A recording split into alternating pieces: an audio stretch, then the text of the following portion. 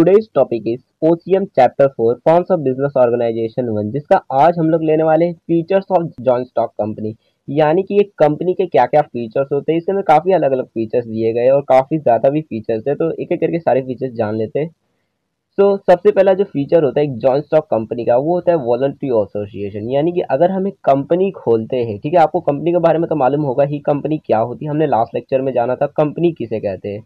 तो अगर आपको एक कंपनी का मेंबर बनना है, यानी आप भी चाहते हो कि मैं इस कंपनी का शेयर होल्डर बन जाऊं, ओनर बन जाऊं, तो उसके लिए आप आसानी से वहां पर जा सकते हो। यानी कि अगर आपकी मर्जी है, आप चाहती हो कि मैं भी इस कंपनी का शेयर होल्डर बनना चाहता हूँ, तो आप जा सकते हो, इजीली बन सकते हो, कोई रुकावट नहीं है, आपको कोई रोकेगा नहीं।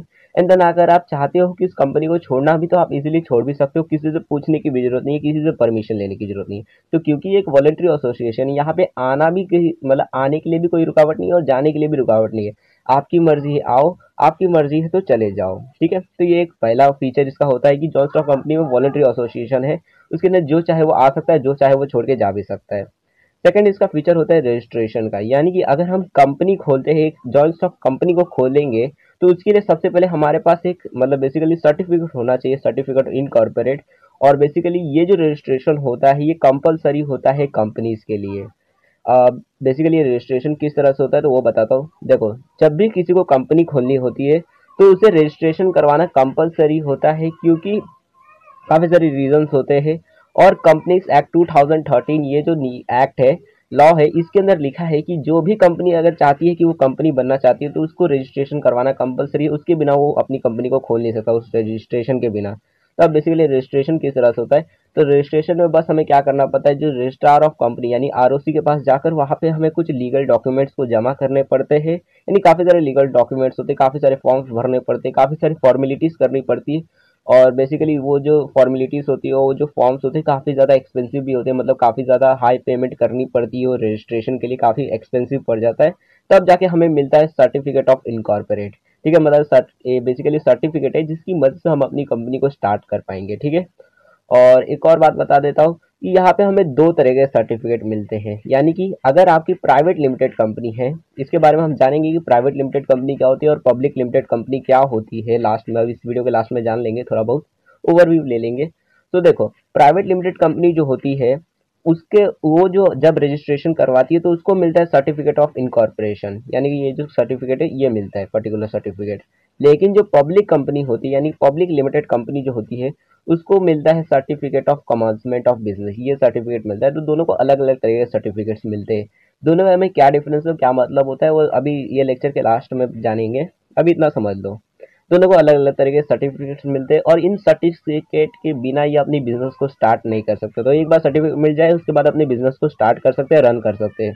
ठीक है, अब तीसरा जो इसका फीचर होता है वो होता है रजिस्टर्ड ऑफिस। यानी कि ये जो कंपनीज होती है इनको अपना एक रजिस्टर्ड ऑफिस बनाना होता है, मतलब खुद का बेसिकली एक हेड ऑफिस बनाना पड़ता है, ताकि अपने पूरी कंपनी को चला सके। अब उस रजिस्ट्रेशन, वो जो रजिस्टर्ड ऑफिस होती है उसका जो एड्रेस होता है उसे मेंशन, उन्हें मेंशन करना पड़ता है मेमोरेंडम ऑफ एसोसिएशन। बेसिकली एक चार्टर्ड डॉक्यूमेंट होता है कंपनी का। ये वो डॉक्यूमेंट होता है, एक इम्पॉर्टेंट डॉक्यूमेंट होता है कंपनी का, जिसको रजिस्ट्रेशन के टाइम पे देना पड़ता है आरओसी के पास। यानी कि आरओसी को बताना पड़ता है कि ये एक ऐसा डॉक्यूमेंट है जिसके अंदर वो इंफॉर्मेशन लिखी गई है कि जब भी मतलब किसी से डील वील करना रहेगा तो उस किस तरह से किया जाता है। काफ़ी सारी इंफॉर्मेशन लिखी गई रहती है, वो मतलब वो जो डॉक्यूमेंट होता है। तो उसके बारे में आपके बारे बुक में डिटेल में उतना लिखा नहीं है, तो आपको उतने जानने की जरूरत नहीं है। आप बस इतना जान लो, ये जो मेमोरेंडम ऑफ एसोसिएशन, ये जो डॉक्यूमेंट होता है, इसके अंदर लिखा हुआ होता है रजिस्टर्ड ऑफिस का एड्रेस। ठीक है, और ये बेसिकली ये इसलिए इंपॉर्टेंट होता है क्योंकि रजिस्ट्रेशन में ये जो डॉक्यूमेंट है वो मांगा जाता है। अब ये जो डॉक्यूमेंट्स है, ये रखा रखा हुआ, मतलब ये इसका जो एड्रेस है आपके ऑफिस का वो उसके अंदर लिखा हुआ रहता है। और काफ़ी सारे जो डॉक्यूमेंट होते हैं, इंपॉर्टेंट डॉक्यूमेंट जो आपके कंपनी के लिए बहुत ही ज़्यादा इंपॉर्टेंट है, वो सारे डॉक्यूमेंट्स उसी रजिस्टर्ड ऑफिस में रखा हुआ होता है। यानी कि सारे जितने भी लीगल डॉक्यूमेंट्स है वो आपके ऑफिस में रखाया हुआ होता है। तो ये भी एक कंपनी का फीचर हो जाता है कि आपके पास एक खुद का एक ऑफिस होता है, रजिस्टर्ड ऑफिस। ठीक है, लीगल ऑफिस होता है आपके पास एक। चौथा फीचर होता है आर्टिफिशियल लीगल पर्सन का। हमने फीचर्स के अंदर देखा था कि ये जो कंपनी होती है, इसको लॉ जो है वो एक मतलब अपने नज़रियों से मानता है कि ये जो कंपनी है वो एक अलग इंसान है, एक इंडिविजुअल है, एक आर्टिफिशियल इनविजिबल है, जो हमने मान लिया है लेकिन वो दिखाई नहीं देता। तो बेसिकली वही फीचर है एक लॉ जो है, लॉ की नज़रों में ये जो कंपनी है उसको हमने एक आर्टिफिशियल इंसान मान लिया है, एक आर्टिफिशियल पर्सन जो सारे काम कर सकता है इंसानों के जैसे। यानी कि ये खुद से, ये जाकर किसी से कुछ सामान भी खरीद सकता है अपने नाम पे, यानी कि कोई प्रॉपर्टी खरीद ली, कोई बिल्डिंग भी खरीद सकता है। देन हो सकता है किसी बैंक से लोन भी ले सकता है ये कंपनी अपने नाम पे। यानी मान लो एबीसी कंपनी है, तो एबीसी कंपनी जो है वो किसी से लोन भी ले सकती है अपने नाम पे, फिर किसी से प्रॉपर्टी भी खरीद सकती है अपने नाम पे। देन किसी को पैसे भी दे सकती है, किसी के साथ कॉन्ट्रैक्ट तक कर सकती है, तो सारे काम इंसानों के जैसे कर सकती है, ये आर्टिफिशियल लीगल पर्सन बन जाती है इस वजह से। ठीक है। अब पांचवा जो फीचर होता है वो होता है सेपरेट लीगल स्टेटस का, क्योंकि देखो लॉ जो है उसने कंपनी को एक अलग इंसान मान लिया है और मेंबर जो है वो तो एक इंसान है ही, तो इस वजह से दोनों को अलग अलग इंसान मानने की वजह से दोनों के पास एक लीगल स्टेटस मिल जाता है अलग अलग होने का।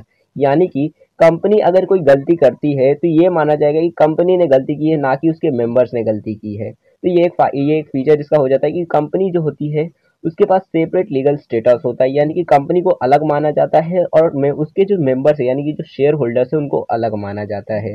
यानी कि अगर कल को जो मेंबर्स है अगर उन्होंने कोई गलती की है, किसी से पैसे लिए है, तो उसका जो मतलब उसके ऊपर वो उनका उन्होंने जो भी काम किया है उसका काम का अफेक्ट जो है उसकी कंपनी पे नहीं पड़ेगा। और अगर कंपनी ने किसी से साथ कोई धोखाधड़ी किया गया है तो ये नहीं माना जाएगा कि उसके मेंबर्स ने धोखाधड़ी की है। ठीक है, तो बेसिकली ये एक फीचर हो जाता है सेपरेट लीगल स्टेटस का। देन छठवां जो फीचर होता है वो होता है कॉमन सील का, क्योंकि देखो हमने कंपनी को आर्टिफिशियल इंसान तो बोल दिया है कि ये एक आर्टिफिशियल इंसान, ये सारे काम कर सकते हैं इंसानों के जैसे, यानी किसी को पैसा भी ले सकती है, किसी से प्रॉपर्टी भी खरीद सकती है, किसी से पैसे ले भी सकती है, बोरो भी कर सकती है, उधारी पे ले भी सकती है। तो सारे काम जब कर सकती है, कॉन्ट्रैक्ट तक कर सकती है, तो लेकिन ये क्योंकि ये तो असली इंसान है नहीं। अब कल को मानो इसको एक कॉन्ट्रैक्ट करना है या फिर किसी से पैसे लेने हैं, तो उस टाइम पे इसे साइन तो करना पड़ेगा ना कॉन्ट्रैक्ट करने के लिए।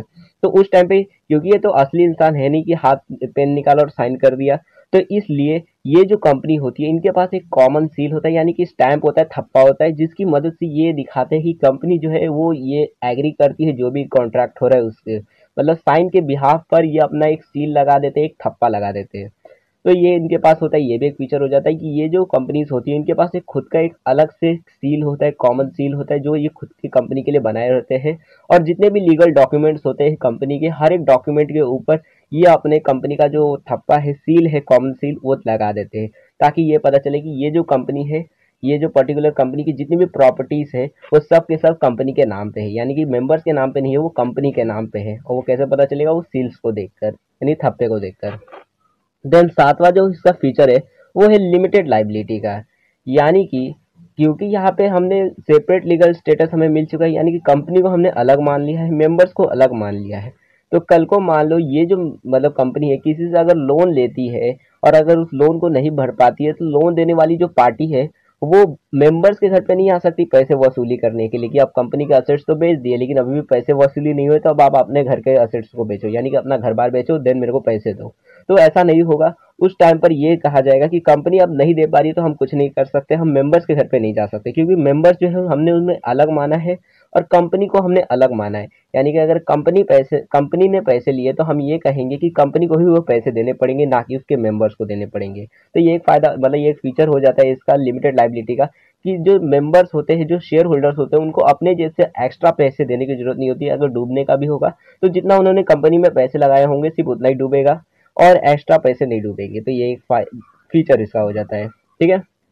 देन इसका आठवां फीचर है ट्रांसफरेबिलिटी ऑफ शेयर्स। क्यों? देखो हमने पार्टनरशिप में देखा था कि ये जो शेयर्स होते हैं पार्टनर्स के, वो एक दूसरे से मतलब ट्रांसफर नहीं कर पाते, रिस्ट्रिक्शन रहता है कि एक पार्टनर अगर चाहता है कि मैं दूसरे को बेच दूं ये अपने शेयर्स, तो नहीं बेच सकता, बहुत सारे रीजंस होते हैं। बट यहाँ पे आप इजीली शेयर्स कर सकते हो। यहाँ पे भी दो सिनेरियोस होते हैं, ऐसा नहीं कि आप इजीली शेयर हर एक सिनेरियो में कर सकते हो। यहाँ पे दो सिनेरियोस होते हैं, क्योंकि देखो कंपनी जो है वो दो टाइप की होती है, पहली होती है प्राइवेट लिमिटेड कंपनी और दूसरी होती है पब्लिक लिमिटेड कंपनी। ठीक है। अब प्राइवेट लिमिटेड कंपनी का मतलब देखो, अभी समझ लेते हैं प्राइवेट लिमिटेड कंपनी का मतलब क्या होता है। प्राइवेट लिमिटेड कंपनी का मतलब होता है एक ऐसी कंपनी जिसके अंदर मान लो हमने अपने रिश्तेदारों, भाई बहन, मतलब जितने भी पहचान प्राइवेट एंटिटीज है, यानी पर्सनल जितने भी हमारे रिलेटिव्स है, उनको अपने शेयर होल्डर्स हमने बनाए हैं। ठीक है।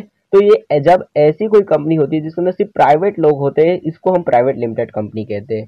तो ये जो कंपनी होती है, अगर इसके अंदर कोई मेंबर चाहता है, शेयर होल्डर चाहता है कि मैं अपने शेयर्स को किसी और को बेच दूं, तो वहां पे रिस्ट्रिक्शन आ जाता है कि आप अपने शेयर्स को किसी को भी नहीं बेच सकते हो। ठीक है, काफी सारे रीजंस होते हैं, तो इन रीजंस की वजह से वो अपने शेयर्स को नहीं बेच सकते। बट पब्लिक कंपनी की बात करें तो पब्लिक कंपनी का मतलब होता है एक ऐसी कंपनी जिसके अंदर अपने जान पहचान के खाली शेयर होल्डर्स ना हो, यानी कि हमने आजू बाजू वाले को तो दिया ही, लेकिन बाजू वाले नगर से भी लोग आ रहे हैं शेयर्स को खरीदने। बेसिकली ऐसा होता है, हम अपने जो शेयर्स है उनको स्टॉक मार्केट में इशू कर देते हैं, यानी कि स्टॉक एक्सचेंज के लिए दे देते हैं। एंड देन लोग जो है, जैसे कि आपको मालूम होगा स्टॉक मार्केट के बारे में, तो स्टॉक मार्केट में क्या होता है, कोई भी पर्सन जो है, सपोज अगर मैं चाहता हूँ कि मैं रिलायंस कंपनी का शेयर खरीद लूँ, तो मैं इजीली खरीद सकता हूँ, कोई रिस्ट्रिक्शंस नहीं होती। तो उसी को हम पब्लिक लिमिटेड कंपनी कहते हैं, जिसके अंदर कोई भी जनरल पब्लिक आकर शेयर्स को खरीद सकते हैं। तो वो जो कंपनी होती है, वहां पर शेयर्स जो है वो इजीली ट्रांसफरेबल होते हैं, यानी कि जब चाहे आप शेयर्स को खरीद सकते हो और जब चाहे बेच सकते हो। तो यहाँ पे दो सिनेरियो होते हैं, ठीक है, प्राइवेट और पब्लिक लिमिटेड कंपनी में। देन नौवा जो इसका फीचर होता है वो होता है separation of ownership and management का। ठीक है, देखो हमने फीचर, ये यहाँ पे क्या होता है, यहाँ पे जो शेयर होल्डर्स होते हैं वो सिर्फ उस कंपनी के ओनर होते हैं, ना कि उसको बिजनेस को चलाने वाले होते हैं। यानी कि मैनेजमेंट का काम ओनर्स का नहीं होता, उसका काम होता है जो बोर्ड ऑफ डायरेक्टर्स होते हैं, यानी कि जो मैनेजर है उसका काम होता है। डायरेक्टर्स का काम होता है बिजनेस को मैनेज करने का, और उसकी ओनरशिप जो होती है वो शेयर होल्डर्स के पास होती है। तो यहाँ पे दोनों अलग अलग बात हो जाती है कि मैनेजमेंट कोई और करता है और ओनरशिप कोई और इंजॉय करता है। तो यहाँ पे दो काम हो जाते हैं, मतलब ओनरशिप और मैनेजमेंट अलग अलग हो जाती है। वही पार्टनरशिप में क्या होता था, जो ओनर्स होते थे वो ही खुद बिजनेस को मैनेज भी करते थे, लेकिन यहाँ पे दोनों अलग अलग हो जाते हैं।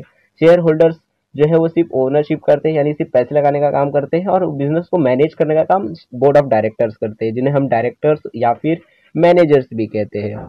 ठीक है, अब यहाँ पे जो 10वां फीचर इसका होता है वो होता है प्रीपेक्चुअल सक्सेशन। इसका बेसिकली मतलब ये है कि जॉइंट स्टॉक कंपनी जो है वो मतलब अनलिमिटेड लाइफ इसकी होती है, मतलब जब तक चाहे वो तब तक वो जी सकती है। ठीक है, अब बेसिकली होता क्या है, अगर मान लो एक कंपनी है, मान लेते हैं अब रिलायंस है। ठीक है, ये जो रिलायंस कंपनी हमारी है, अब इसके काफी सारे शेयर होल्डर्स है, ऐसा नहीं कि खाली मुकेश अंबानी जी है, काफी सारे और भी शेयर होल्डर्स है, जनरल पब्लिक भी है, क्योंकि उनके शेयर जो है वो कोई भी खरीद सकता है। इस public limited company, public limited company का मतलब ये नहीं होता है कि सरकारी कंपनी, वो प्राइवेट ही कंपनी होती है, बस ये फर्क होता है कि उसके अंदर जनरल पब्लिक भी आकर शेयर्स को खरीद सकते हैं। तो देखो यहाँ पे क्या होता है, अगर मान लो कंपनी जो है, ठीक है, रिलायंस जो है, अगर उसके सारे शेयर होल्डर्स भी मर जाते हैं, मतलब जितने भी शेयर होल्डर्स है, मुकेश अंबानी जी को भी इकट्ठा करके, मतलब सबके सब मर जाते हैं, जितने भी 100% जो शेयर होल्डर है सबके सब मर जाते हैं, तब भी वो जो कंपनी है वो चलती जाती है। ठीक है, क्योंकि कंपनीज एक्ट 2013 में लिखा गया है कि कंपनी एक अलग आर्टिफिशियल इंसान है। ठीक है, अब ऐसा मानो एक एक इंसान है और बाकी के जो मेंबर्स है, यानी कि आर्टिफिशियल इंसान और बाकी के जो मेंबर्स है, बाकी के अगर मेंबर्स मर जाते हैं तो थोड़ा आर्टिफिशियल इंसान मर रहा है, आर्टिफिशियल इंसान तो अभी भी जिंदा है। तो इस वजह से जब तक हम खुद कंपनी को बंद ना कर दे, तब तक वो जो कंपनी है वो बंद नहीं होती, चाहे कितने भी लोग मर जाए। यानी कि पूरे जितने भी स्टाफ है, मतलब जितने भी लोग, अगर पूरी कंपनी के जितने भी लोग हैं वो सबके सब भी मर जाते हैं, बोर्ड ऑफ डायरेक्टर ऊपर से मेंबर सबके सब भी मर जाते हैं, तब भी वो कंपनी जिंदा रहती है, एग्जिस्टेंस में रहती है, जब तक उसको बंद ना कर दिया जाए। अब बेसिकली बंद करने का भी एक प्रोसेस होता है जिसको हम वाइंड अप बोलते हैं, तो वो आपके में नहीं है, टेंशन लेने की जरूरत नहीं है। तो ये एक फीचर इसका हो जाता है कि यहाँ पे ये जो कंपनी होती है ये बंद नहीं होती है, लाइफ टाइम चलते जाती है, चाहे कितने भी मेंबर्स आए जाए मर जाए, कोई फर्क नहीं पड़ता। अब वैसे भी ऐसा होता नहीं है कि सबके सभी मेंबर्स मर जाए, कुछ लोग बच ही जाते हैं। ठीक है, अब 11वां जो इसका फीचर होता है वो होता है मेंबरशिप का, यानी कि यहाँ बेसिकली अगर हमें जॉइंट स्टॉक कंपनी खोलनी है तो इसके अंदर कितने लोग चाहिए होते हैं, अगर हमें इसे स्टार्ट करना है, देन कितनी मैक्सिमम लिमिट्स होते हैं। तो देखो पब्लिक लिमिटेड जो कंपनी होती है उसके अंदर मिनिमम 7 लोग चाहिए होते हैं, यानी कि अगर रिलायंस है तो अगर आपको भी रिलायंस जैसी कंपनी खोलनी है जिसके अंदर जनरल पब्लिक भी आकर आपके शेयर्स को खरीदे, तो वैसी कंपनी खोलने के लिए आपको पास मिनिमम 7 मेंबर्स होने चाहिए, 7 लोग होने चाहिए। और मैक्सिमम की कोई लिमिट नहीं है, क्योंकि जनरल पब्लिक जितने चाहे उतने शेयर्स को खरीद सकते हैं और जितने लोग चाहे उतने लोग भी आकर आपके शेयर होल्डर बन सकते हैं। तो कोई मैक्सिमम की लिमिट्स नहीं है। लेकिन वही अगर बात करें प्राइवेट लिमिटेड कंपनी की, तो यहाँ पे मिनिमम की 2 है, यानी कि अगर आप 2 लोगों को इकट्ठा कर लेते हो तो 2 लोगों के साथ आप बिजनेस को कर सकते हो, कंपनी को खोल सकते हो, प्राइवेट लिमिटेड कंपनी को। और मैक्सिमम की बात करें तो यहाँ पे 200 की लिमिट दी गई है कंपनीज एक्ट 2000 के हिसाब से, कि हम अगर प्राइवेट लिमिटेड कंपनी खोलते हो तो आपके पास लिमिट है सिर्फ 200 की, मैक्सिमम आप 200 लोगों को रख सकते हो अपनी कंपनी के अंदर, मतलब एज अ शेयर होल्डर्स। ठीक है, अब ये जो बेसिकली यहाँ तक तो आपको समझ आ गया होगा। ये एक जॉइंट स्टॉक कंपनी के अंदर कितने मेंबर्स ऐड हो सकते हैं एंड देन कितने मिनिमम और मैक्सिमम होते हैं। अब आई होप आपको ये तो समझ आ गया होगा कि कंपनी के क्या क्या फीचर्स होते हैं। अगर आपको कोई भी डाउट होता है तो आप कमेंट सेक्शन में पूछ सकते हो। एंड देन हमारा जो नेक्स्ट टॉपिक होने वाला है वो है merits and demerits of joint stock company, यानी कि क्या क्या फायदे होते हैं अगर हम जॉइंट स्टॉक कंपनी को खोलते हैं एंड देन इसी के साथ क्या क्या घाटे भी होते हैं, क्योंकि जिस चीज़ का फायदा होता है उस चीज़ का घाटा भी होता है, तो काफ़ी सारे घाटे भी और काफ़ी सारे इसके फायदे भी। तो अगर आपको वो जानना है तो ये लेफ्ट वाली प्लेलिस्ट को क्लिक करके देख सकते हो, वरना चैनल को सब्सक्राइब करके इस वीडियो को अपने दोस्तों के साथ भी शेयर कर सकते हो।